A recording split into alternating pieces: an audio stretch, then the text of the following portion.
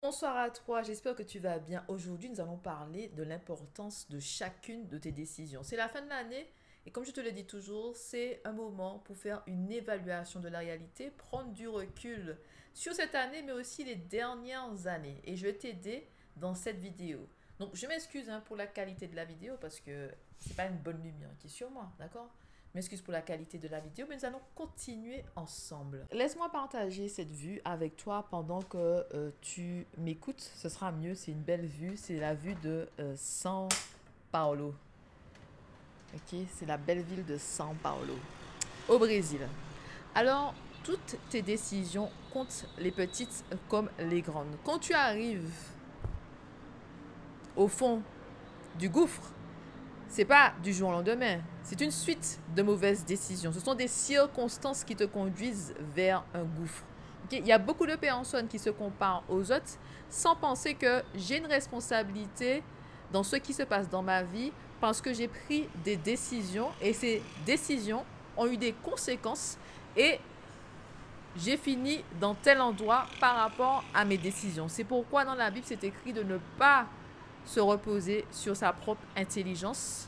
Il faut vraiment se reposer sur Dieu, s'abandonner à Dieu, lui faire confiance, faire des plans, soumettre ses plans à Dieu et attendre en fait que tu aies la paix par rapport à tes plans, que vraiment tu aies les instructions de Dieu, que tu sentes que je peux faire ça, que c'est le moment. Quand c'est écrit dans Ecclésiaste chapitre 3 verset 1, il y a un temps pour tout sur terre. J'ai fait une vidéo pour toi où je te disais que demain commence aujourd'hui. C'est dans le sens que toutes tes décisions comptent et toutes tes décisions vont t'emmener quelque part. Alors, il y a des personnes qui regardent ma vie et qui se disent oh, elle a la belle vie et tout. Mais nous n'avons pas les mêmes circonstances. Tout d'abord, j'ai maximisé toutes les saisons de ma vie avec Dieu. Pour être là où je suis, j'ai dû traverser l'eau et le feu.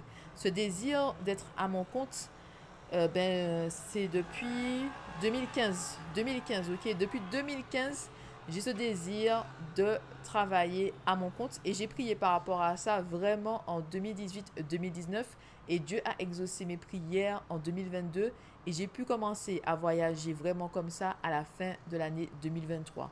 Tu vois, en fait, le temps qui s'est écoulé entre la graine a été plantée dans mon cœur, les moments où je prie vraiment par rapport à ça et le moment où je reçois la réponse à mes prières.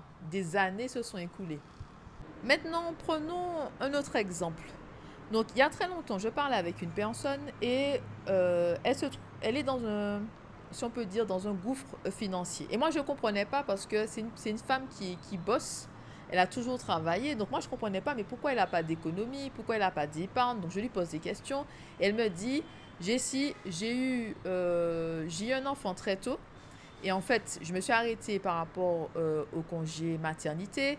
Et quand j'ai repris le travail, il fallait subvenir aux besoins de mon enfant. Elle s'est mariée et tout. Mais comme elle a eu l'enfant très tôt, elle n'a pas eu le temps d'évoluer dans sa carrière, mais aussi de mettre de l'argent de côté. On n'a pas les mêmes circonstances de vie, on ne prend pas les mêmes décisions et surtout, on n'a pas le même destin. Quand tu lis la Bible, tu vois très bien que les destins sont différents entre Jésus, Joseph, Esther, Naomi, Déborah, Abraham, les apôtres, destins différents. Ok? Par exemple, quand tu es célibataire, il y a des avantages et des inconvénients. Mais aussi, quand tu es marié, il y a des avantages et des inconvénients. Tout vient avec un poids. Ok? Quand tu me regardes en train de voyager d'un pays à un autre, je voyage seul, je voyage hors vacances scolaires, donc les billets ne sont pas chers. Je suis responsable que de moi. Dès que je mange, tout va bien. Ok? Toi, si tu as des enfants, tu dois penser à toi. Tu as un mari, tu dois penser à ton mari. Tu as des enfants, il faut penser aux enfants. Tu dois subvenir aux besoins de tes enfants. Vous devez marcher à deux parce que vous êtes mariés. Vous devez vous donner la main, tendre vers le même but. Faire les choses ensemble. Ok? Tu vois, tu as plus de pression parce que tu as des personnes qui, en quelque part, dépendent de toi. D'accord? En quelque part, elles dépendent de toi. Vous êtes une unité, une famille. Vous êtes censés être unis. Il y a beaucoup de personnes qui idéalisent le mariage. Je n'idéalise pas le mariage. Ce n'est pas le conte de fées. Non, c'est pas y vécu heureux et eu beaucoup d'enfants. C'est du travail, d'accord? C'est du travail. C'est marcher main dans la main. c'est faire des compromis et aussi faire des sacrifices. Et c'est aussi mettre Dieu vraiment au milieu pour que le mariage puisse fonctionner et que le mariage aussi puisse durer sur le temps. Donc j'insiste avec toi, chaque décision compte. La personne avec qui tu vas te marier, elle va avoir beaucoup d'influence sur ta vie. Ok? Elle aura beaucoup d'influence sur la personne que tu vas devenir, aussi sur tes accomplissements. Et je t'explique. Alors, il y a une personne dans mon entourage, elle s'est mise en couple avec un homme qui ne partage pas les mêmes valeurs qu'elle. Pas les mêmes aspirations, il ne tente pas vers le même but. Elle a toujours eu le désir de voyager, d'explorer, d'avancer dans sa carrière. Quand je dis d'avancer, ce n'est pas de grandes ambitions, mais c'est juste en fait d'avoir un bon travail, d'avoir de l'argent, d'être tranquille, de ne pas avoir de soucis financiers. C'est dans ce sens-là. C'est pas comme si elle se voyait genre CEO, chef d'entreprise, mais c'est vraiment avancer dans sa carrière, être bien. Et cette personne-là ne l'encourageait pas. Tu comprends? Cette personne-là ne l'encourageait pas. Pas le même but, c'est-à-dire que elle voulait voyager. Ils sont plus ensemble aujourd'hui. Je parle pas de moi. Regarde là où je suis, c'est pas moi, d'accord? C'est pas ma vie, ok? Moi, regarde là où je suis à São Paulo, c'est pas ma vie, ça. Et donc, je te disais. Donc, elle voulait voyager et lui voulait rester au même endroit. Donc, dès le départ, pas les mêmes valeurs, ils tendaient pas vers le même but. Il n'y avait pas de fondation dans cette relation-là. Et encore une fois, tu parles avec quelqu'un, tu te rapproches de cette personne-là, tu tombes amoureuse et tout. Donc, les sentiments amoureux sont éveillés. Après ça, tu décides de continuer avec la personne, mais sauf que vous n'avez pas les mêmes valeurs. Vous ne voulez pas la même chose dans la vie. Il y a déjà des problèmes dès le départ. Est-ce que tu as prié pour savoir si c'est la bonne personne pour toi? Est-ce que tu as prié pour persévérer sur ce chemin-là? Tu comprends? Donc, même ça compte. Tu n'es pas avec la bonne personne. Tu es quelqu'un qui te méprise, ok? Une personne qui ne t'encourage pas. Une personne qui te met des bâtons dans les roues. Vous savez que l'ennemi est dans ta maison. Il y a déjà des ennemis dehors. Mais là, tu vas te marier avec quelqu'un qui ne t'aime pas vraiment, qui ne te soutient pas, ok? Qui ne t'aide pas, qui ne t'encourage pas. Et tu crois que tu vas accomplir de grandes choses avec cette personne-là? Bien sûr que non. L'ennemi est déjà dans ta maison. Tu comprends? L'ennemi est dans ta maison. Tu allais te marier avec ton ennemi. Ok? Ça n'a pas fonctionné.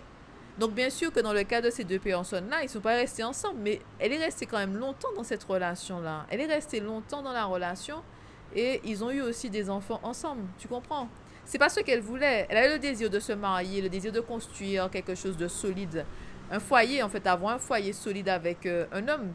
Mais elle n'a pas consulté Dieu.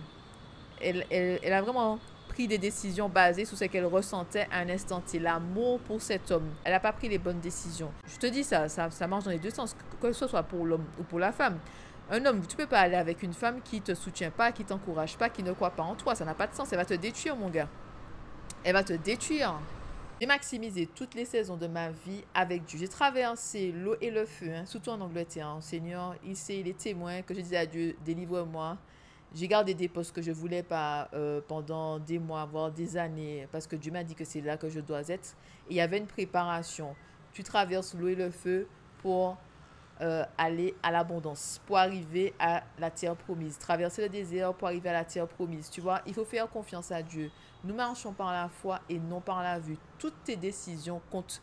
Tu es là où tu es parce que tu as pris des décisions.